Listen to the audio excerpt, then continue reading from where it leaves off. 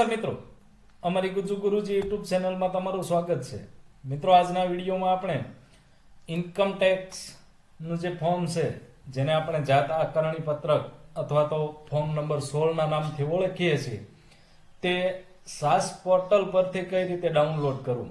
મિત્રો, આ વિડીયો દ્વારા તમે છે એ સાસ પોર્ટલથી કોઈ પણ જાતની માહિતી કે આંકડા નાખ્યા વગર એકદમ સરળતાથી તમારું છે એ ઇન્કમ ટેક્સનું ફોર્મ માત્ર એક જ ક્લિકમાં ભરી શકશો. અને ઘણા બધા તાલુકામાં આ સાસ પોર્ટલ પરથી ડાઉનલોડ કરેલું જે ફોર્મ છે તે ખાસ માગવામાં આવે છે. તો મિત્રો, આજે જોઈએ આપણે સાસ પોર્ટલ ઉપરથી કઈ રીતે આપણું જાત આકારણી પત્રક ડાઉનલોડ કરી શકીએ. તો સૌપ્રથમ આપણે શાળાનું જે પગાર બિલ માસિક પત્રક ભરીએ છીએ તે સાસ ગુજરાતની વેબસાઇટ છે તે ઓપન કરી લેવાની રહેશે. તેમાં ડીપીઈ ડિસ્ટ્રિક્ટ પ્રાઇમરી એજ્યુકેશન, એમાં તમામ જિલ્લા જે નીચે આવે છે તેમાંથી તમે જે નોકરી કરતા હો તે જિલ્લો પસંદ કરી અને મિત્રો અહીં જે લોગિન છે તેમાં જે શિક્ષકનું ઇન્કમ ટેક્સ ફોર્મ તમે ભરવા માંગતા હો તે શિક્ષકનું પર્સનલ લોગિન કરવાનું રહેશે, શાળાનું લોગિન નહીં.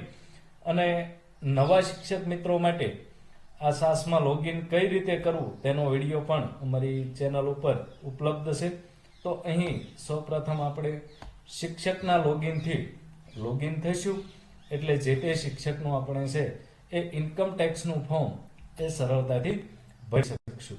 લોગિન થયા બાદ મિત્રો અહીં જે પગારની માહિતી એવું આપેલું છે ડાબી સાઈડના બધા મેનુમાં, તેના ઉપર ક્લિક કરતાની સાથે આપણે અગાઉ જેમ જોયું હતું કે પગાર સ્લીપ અહીંથી તમે ડાઉનલોડ કરી શકો, તમારી પગાર પોથી ડાઉનલોડ કરી શકો.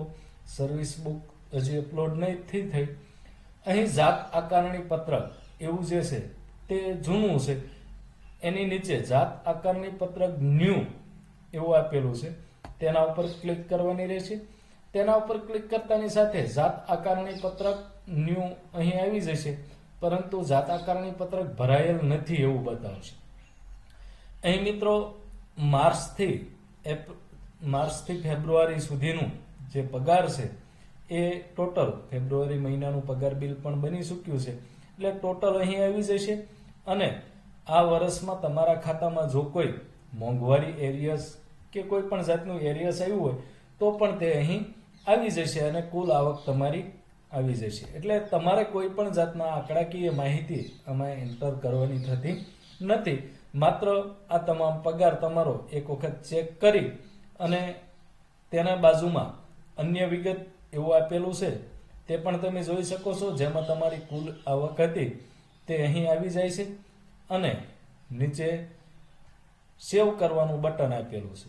મિત્રો, જોઈએ આપણે જાત આકારણી પત્રક માત્ર એક ક્લિકથી કઈ રીતે ભરી શકાય છે. તો સૌપ્રથમ જે તમારું આવકની માહિતી હતી તે અહીંથી સેવ કરવું આવું ઓપ્શન છે, એના ઉપર ક્લિક કરતાની સાથે અહીં સક્સેસ રેકોર્ડ સેવ થઈ ગયેલ છે તેવું બતાવશે.